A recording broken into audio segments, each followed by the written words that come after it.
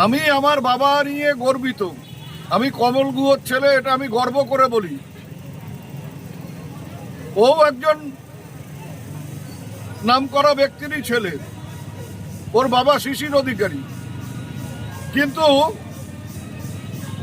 সেটা গর্ব করে বলার ক্ষমতা ওর নেই।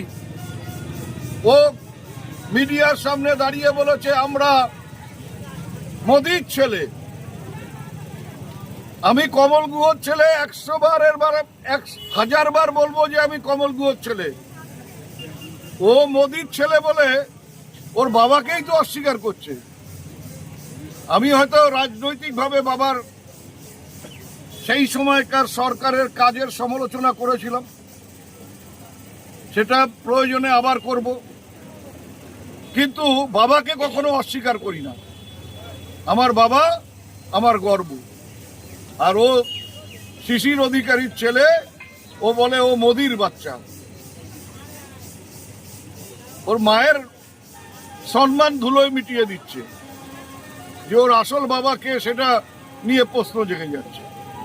এই ধরনের লোকের কথার কি উত্তর দেওয়া যাবে?